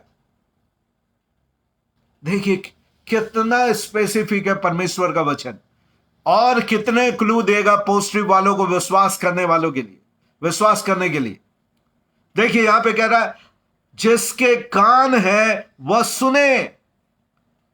कलीसिया से क्या कहता नहीं कह रहा आगे, क्योंकि कलीसिया यहां है नहीं, यहां पे कलीसिया है नहीं, church is not present here. तो इसलिए आत्मा कलीसिया से नहीं कह रहा है, those who are present there. The spirit of God is talking to those who were present there. जो वहां पे बैठे हैं, वहां के लोग हैं, सताओं के मसीहों से बात कर रहा है। That's not church, that's tribulation saints. वो सताओं के संत हैं, क्लेश काल के संत हैं। क्लेश काल के संतों से यहां पे आत्मा कह रहा है। यहां पे आत्मा कलीसिया से क्या कहता है? वर्ड मिसिंग है, जिसके कान है वो सुन ले, मिसिंग है। और एक आखिरी बात कह के मैं समाप्त करूंगा। प्रकाशित वाक्य की पुस्तक 1 अध्याय निकाल लें। प्रकाशित वाक्य की पुस्तक 1 का 20। प्रकाशित वाक्य की पुस्तक 1 का 20। ये सातों कलीसियाओं का रूपक क्या है, चित्र क्या है? प्रकाशित वाक्य की पुस्तक उसका 1 अध्याय उसकी 20वीं आयत, और इसके बाद हम लोग पढ़ेंगे इसी के साथ साथ, अगर आपके खुली हुई बाइबिल है तो 4 का 5। प्रकाशित वाक्य 4 का 5 इसके बाद पढ़ेंगे, दोनों को एक साथ पढ़ेंगे। प्रकाशित वाक्य की पुस्तक 1 अध्याय उसकी 20वीं आयत मैं आपके लिए पढ़ूंगा। रेवलेशन चैप्टर 1 वर्स 20, अर्थात उन 7 तारों का भेद जिन्हें तूने मेरे दाहिने हाथ में देखा था, और उन 7 सोने की दीवटों का भेद। 7 सोने के दीवटों का भेद यहां पे बतलाया जा रहा है। वे 7 तारे तो 7 कलीसियाओं के दूत हैं। और आखिरी बात, वे 7 दीवट 7 कलीसियाएं हैं। वे 7 दीवट 7 कलीसियाएं हैं। 7 दीवट 7 कलीसियां हैं। लेट somebody टाइप हियर, कोई यहां पे टाइप करे प्रकाशित 1:20। प्रकाशित वाक्य 1:20, 7 दीवट 7 कलीसियां हैं।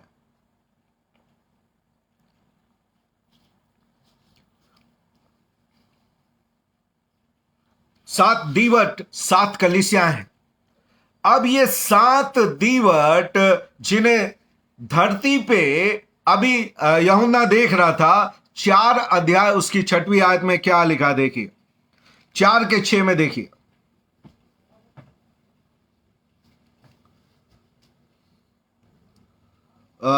4:5, सॉरी 4:5, 4 अध्याय उसकी 5वीं आयत, 4 अध्याय उसकी 5वीं आयत।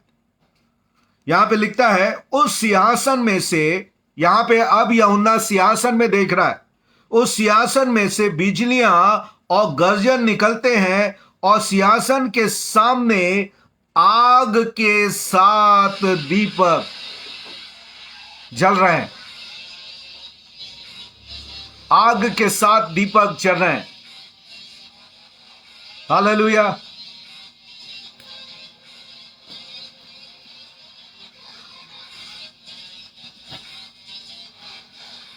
पांचवी आयत, प्रकाशित वाक्य 4:5, प्रकाशित वाक्य 4:5, प्रकाशित वाक्य 4:5। अब ये 7 दीवटों को जिन्हें यूहन्ना ने धरती पे देखा था, 4:5 में देख रहा है सिंहासन के सामने, सिंहासन के सामने अब इसको क्या दिखाई दे रहा है? 7 दीवट जल रहे हैं। ये बुझे नहीं है, ये दीपक बुझे नहीं परंतु जल रहे हैं, पर अब ये धरती में नहीं परंतु स्वर्ग में। 4था अध्याय स्वर्ग का चित्र है। 4 अध्याय 1 को हम रैप्चर मानते हैं। यूहन्ना जब स्वर्ग में उठा लिया गया, he was the representative. Apostle John was the representative of the church who got rapture. उससे कहा गया आ ऊपर, उसने स्वर्ग को खुला हुआ देखा, तुरी का सा शब्द उसको सुनाई दिया, स्वर्ग को खुला हुआ देखा और शब्द सुना ऊपर आ, और वो स्वर्ग में उठा लिया गया। और वहां उसने 7 दीवटों को, जिसे उसने धरती पे देखा था, अब वो स्वर्ग में देख रहा है। और ये 7 दीवट स्वर्ग में आग से जल रहे हैं। वो मरे हुए नहीं है। They were not dead church, they were alive, जो प्रभु के सामने खड़े हुए हैं। आज हम लोगों ने 2 बातों को देखा। अगली बार और कुछ प्रूफ्स को मैं प्री ट्रिप रैप्चर का दूंगा। मेरा विश्वास है आप ये बात समझ गए होंगे कि कलीसिया को चाहे कितना भी बड़े नाम का व्यक्ति आके सिखाए, कितने भी बड़े नाम का व्यक्ति आके सिखाए, कलीसिया सताव से होकर जाएगी। Just say no, I don't believe that. आपके पास प्रूफ है, you can debate with them. आप उनके साथ डिबेट कर सकते हैं, बातें कर सकते हैं, आप अपना तर्क रख सकते हैं। क्यों कलीसिया सताव से होकर नहीं जाएगी? आज हमने 2 सीखा। आने वाले दिनों में अगले सप्ताह शुक्रवार के दिन हम और अनेक सीखेंगे। मेरा विश्वास है प्रभु ने आज के संदेश के द्वारा आपसे बातचीत किया। अब प्रश्न ये उठता है आपके लिए, आत्मा कलीसिया से कहता है, are you ready for the rapture? आज की रात कलीसिया आत्मा से एक प्रश्न पूछ रहा है, are you ready? Are you ready for the rapture? He is asking his bride, are you ready? Are you ready? I am coming to take you my bride. मैं तुझे लेने के लिए आ रहा हूं। जाग जरा दुल्हन, तेरा यीशु आ रहा है। क्या आप तैयार है? दुल्हन, क्या तू तैयार है? दुल्हन कौन है? जिन्होंने मन फिराया, पिता पुत्र पवित्र आत्मा के नाम से बपतिस्मा लिया और प्रभु यीशु मसीह को अपना एकमात्र जिंदा और सच्चा खुदा और प्रभु के रूप में स्वीकार कर आज उसके आने की बाट जो रहे हैं। वचन के अनुसार जीवन को जीते हुए वे रैप्चर रेडी लोग हैं। वे रैप्चर रेडी लोग हैं। एक बार फिर से मैं कहूं, जिन्होंने मन फिराया, अपने पापों से पश्चाताप करते हुए पिता पुत्र पवित्र आत्मा के नाम से बपतिस्मा लिया और यीशु मसीह को अपने एकमात्र जिंदा और सच्चा प्रभु और स्वामी के रूप में स्वीकार कर उसके दोबारा आगमन की बाट जो रहे हैं, वचन के अनुसार जीवन को जीते हुए, they are the rapture ready people. अगर वे ऐसे नहीं हैं आप, तो बाइबल कहती है आप छोड़ दिए जाएंगे। You will be left behind for the 7 year tribulation. क्लेश काल के लिए आप छोड़ दिए जाएंगे। आज आपके पास समय है मेरे प्रियो। कल आपके पास समय होगा या नहीं होगा नहीं मालूम, पर आज की रात आपके पास समय है कि तौबा करके अपने संबंध को अपने दूल्हे के साथ, अपने स्वामी के साथ, अपने मालिक के साथ जोड़ सकते हैं। आज वो आपका याजक है, महायाजक है। कल वो आपका न्यायी होगा। आज वो आपका शेपर्ड है, वो आपका चरवाहा है। कल वो एक न्यायी होगा, राजा होगा। कल वो चरवाहा नहीं होगा, कल वो आपका महायाजक नहीं होगा, कल वो आपका न्याय करना है। गीत के लिखने वाले ने कहा है, न्याय करने आने वाला है, न्याय के साथ राज्य करने के लिए। पर आज वो उद्धार करने वाला प्रभु है, जो आपके उद्धार करने के लिए, आपके पापों के बंधन से आपको छुड़ाकर, अपने लहू से आपको शुद्ध कर, आपको एक पवित्र रैप्चर रेडी विश्वासी के रूप में तैयार करने के लिए वो आज आपके पास है। आज जहां भी आप बैठे हैं, he is there for you. वो आपके लिए है। मेरे प्रियो, मैं कहना चाहता हूं वचन के साथ मिलकर, अब नींद से जाग उठने की घड़ी आ चुकी है। उस 5 बुद्धिमान कुमारियों की तरह जिन्होंने अपनी कुप्पी में तेल भर के रखा था कि दूल्हे के आगमन में अगर लेट भी हो तो वो सोए ना, वो जागृत रहें, और वे दूल्हे के आगमन के बाद उसके साथ चले गई। पर हाय उन निर्बुद्धि कुमारियों के लिए, जो कुमारी तो थी, कुप्पियां तो थी, पर तेल नहीं था इंतजार करने के लिए। आज आपके पास क्या तेल है? क्या तेल है? पवित्र आत्मा का अभिषेक है? क्या पवित्र आत्मा का सामर्थ आपके अंदर है? क्या उसकी कुप्पी, उसकी अग्नि आपके ऊपर जल रही है?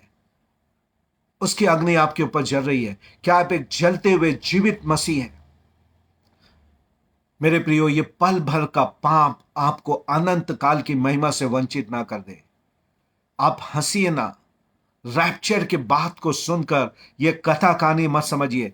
रैप्चर कोई कथा कहानी नहीं, परंतु अब इसका होना करीब और अति करीब आ चुका है। आज ही प्रभु को अपना जीवन दे। आज ही अपने आप को खर्च करना आरंभ करें प्रभु के लिए। जिन्होंने मन फिरा लिया, बपतिस्मा ले लिया, अगर आप तैयारी कर रहे हैं तो अपना समय, अपना टैलेंट, अपना पैसा प्रभु के राज्य के लिए खर्च करें प्रियो। ये सब यहीं छूट जाएगा। समय यहीं छूट जाएगा, टैलेंट यहीं छूट जाएगा, और उसके बाद आपका पैसा, धन, संपत्ति सब यहीं छूट जाएगी। आप वहां पे टैलेंट हंट शो नहीं करेंगे, वहां अपना टैलेंट नहीं दिखाएंगे, वहां जरूरत ही नहीं है। अभी दिखाइए जो प्रभु ने आपको दिया है। अभी दिखाइए, अभी खर्च करिए अपने आप को। जो भी दान और वरदान प्रभु ने आपको दिया है, खर्च करना आरंभ करिए। प्रभु आपसे बातें कर रहा है। मैं आपके लिए दुआ करने पर हूं, प्रभु की सामर्थ आपके ऊपर उतरने के लिए, कि आप खाली हो जाए स्वर्ग के लिए, ताकि स्वर्ग के द्वारा आप भर दिए जाओ। स्वर्गीय चीजों से आप भर दिए जाओ, जो अनंत काल की चीजें हैं। आपने स्वर्ग में क्या इकट्ठा किया प्रियो? धन संपत्ति तो यहीं रह जाएगी। आप क्या लेके जाओगे स्वर्ग? कितनी आत्माएं आपने प्रभु के लिए बचाया है। कई मौके प्रभु ने अपने गवाह होने के लिए आपको दिया, पर आप शर्म के कारण, झिझक के कारण, डर के कारण, या ये बहाना करके कि ये तो प्रचार को या पास्टर का काम है करके टरका दिए। आपने कुछ नहीं किया। परंतु आज प्रभु आपसे बात कर रहा है। प्रभु आपसे बात कर रहा है। प्रभु कह रहा है, are you ready? Are you ready? Are you ready my son? Are you ready my daughter? When was the last time you shared the gospel with someone? आखिरी बार कब आपने किसी से सुसमाचार को बांटा? आखिरी बार कब आपने प्रभु के लिए गीत गाए, इंस्ट्रूमेंट बचाया, या आपने ट्रैक्स बांटे, पहुनाई की? आखिरी बार कब आपने किसी मिशन के लिए एक विशेष भेंट को डाला, विशेष दान को डाला? कब आपने आखिरी बार ये सब किया? प्रभु जब आपसे पूछेगा, आप क्या उसके सामने खड़े होकर न्याय आसन के सामने कहेंगे? आज प्रभु चाहता है, मौका आपको प्रभु दे रहा है, आज निर्णय ले और आज ही से ये प्रारंभ कर दें, आज ही से प्रारंभ कर दें। एक तरीका और भी है, मैं अपने वीडियो के प्रमोशन के लिए नहीं कह रहा, इसके खत्म होते ही आप इसको शेयर कर सकते हैं, आप अपने लोगों के लिए, परिवार के लिए, कि वे इसको सुनकर रैप्चर के लिए तैयार हो जाए।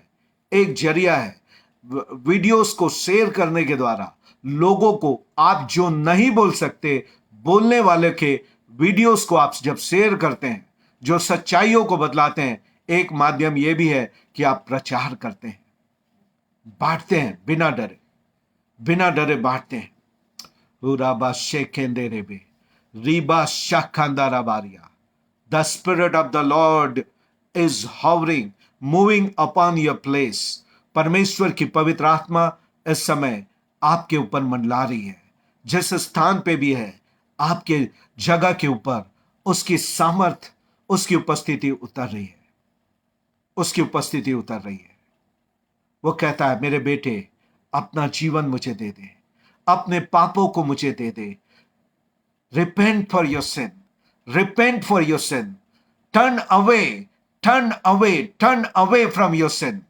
अपने गलत कामों से कन्नी काट ले, मुड़ जा, मेरे आगमन के लिए अपने आप को तैयार कर ले।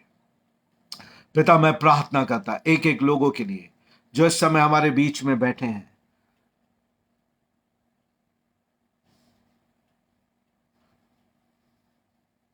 मैं प्रार्थना करता हूं पिता, एक एक लोगों के ऊपर आपकी महिमा उतरे, आपकी सामर्थ उतरे।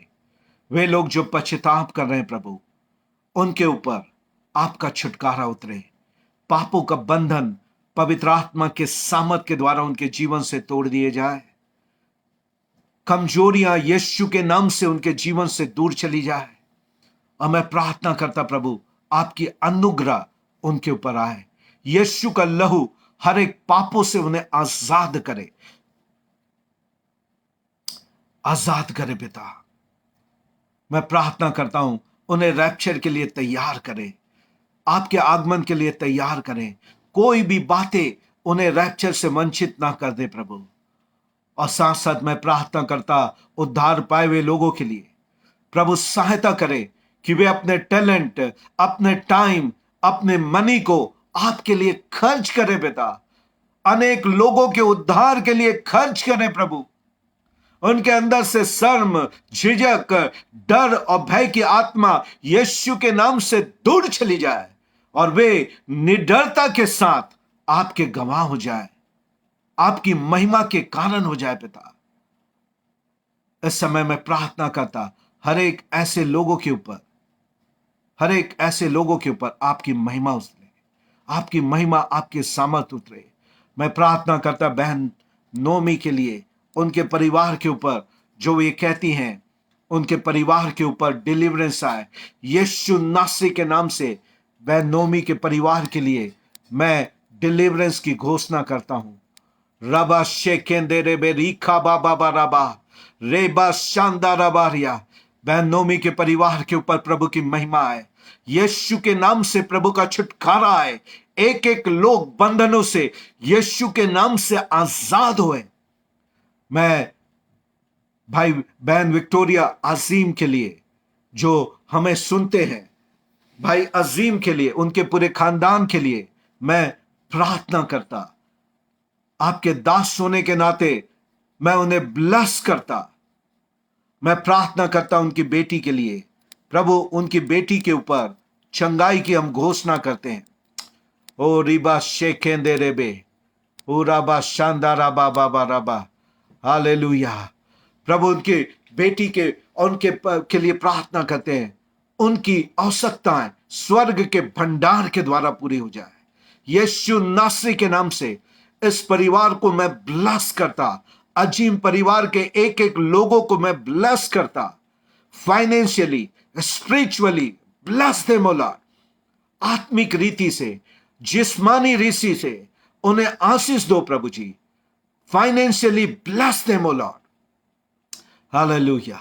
मैं प्रार्थना करता पिता, और भी लोग जिन्होंने अपने प्रार्थना के निवेदन लिखे हैं, सुरेंद्र मौर्य के लिए मैं प्रार्थना करता, जो कहती हैं कि मेरा नाम शिवानी है। उनके पति के लिए, बहन शिवानी के पति के लिए हम प्रार्थना करते हैं, नशे की आत्मा उनके जीवन से दूर चल जाए, लड़ाई झगड़े की आत्मा हम कहते हैं यीशु नासरी के नाम से इनके जीवन से दूर चली जाए। पति पत्नी के जीवन में हम शांति की घोषणा करते। ओ रबा शेखोंदो रोबो रियांदा रबा बाबा रबा, प्रभु इस परिवार के लिए हम प्यार की घोषणा करते। आपका स्वर्गीय प्यार इस परिवार के ऊपर आए, स्वर्गीय शांति इस परिवार के ऊपर आए। Bind them with the blood O Lord, Yeshu का लहू इन्हें एक कर दे पिता।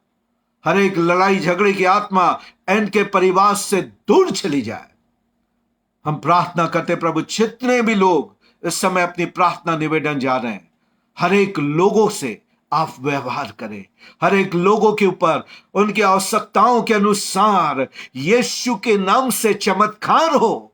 आज की रात यीशु के नाम से चमत्कार उनके ऊपर उतरे। सबों को आशीर्वाद दीजिए पिता। आपकी महिमा, आपकी आदर और आपको जलाल देते प्रभु, आपकी तारीफ, प्रशंसा और बड़ाई करते पिता। सारी शिक्षाओं के लिए आपको महिमा देते प्रभु, और धन्यवाद के साथ ये विनती उद्धार करता प्रभु यीशु मसीह के नाम से मांगते हैं, आमीन एंड आमीन। प्रभु का धन्यवाद हो आज की इस फ्राइडे नाइट बाइबल स्टडी के लिए। आशा है कि आज की बाइबल स्टडी आपको अच्छी लगी होगी। बहुत सी गहरी बातों को आप लोगों ने सीखा होगा, प्री ट्रिबुलेशन रैप्चर के प्रूफ के बारे में।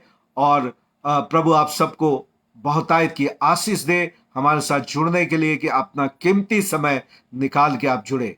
आपके ऊपर, आपके पूरे परिवार के ऊपर परमेश्वर की बरकत और उपस्थिति बनी रहे। थोड़ा देर आप प्रभु का धन्यवाद कर सकते हैं, अपने शब्दों के द्वारा, स्टिकर्स के द्वारा प्रभु की महिमा कर सकते हैं। और फिर से मैं आपसे निवेदन करूंगा, इसका मतलब है 5 मिनट। आपके 5 मिनट हमारे लिए बड़ी आशीषों का कारण बनते हैं। हमारे स्वास्थ्य के लिए प्रार्थना करें, हमारे परिवार के लिए प्रार्थना करें और हमारी सेवा के लिए। आप इन 5 मिनटों में हमारे स्वास्थ्य, हमारी सेवा और परिवार के लिए प्रार्थना करें कि प्रभु की उपस्थिति और आशीष और चंगाई और अच्छा स्वास्थ्य हमारे ऊपर बने रहे, ताकि हम लगातार अपनी सेवा आपको दे सकें। दूसरी, यदि अभी तक फाइनेंशियली हमारे साथ आप नहीं जुड़े हैं, हम आपको प्रोत्साहित करेंगे। आप फाइनेंशियली भी हमारी सेवा के साथ जुड़कर प्रभु की आशीषों का लाभ उठा सकते हैं। यदि हमारी शिक्षाओं के द्वारा आपको लाभ मिलता है और चाहते हैं कि और भी अच्छे माध्यम से हम अनेक लोगों तक प्रभु के इस सच्चे संदेश को लेकर, गहरे भेद की बातों को लेकर पहुंचे, तो आप अपनी भेंट, अपने दशवांश, अपने दान हमें भेज सकते हैं। हमारे पोस्टर पे जो नंबर है 9893088767, ये रूपे और गूगल पे से कनेक्टेड है। आप इसके माध्यम से अपनी भेंट और दशवांश भेज सकते हैं।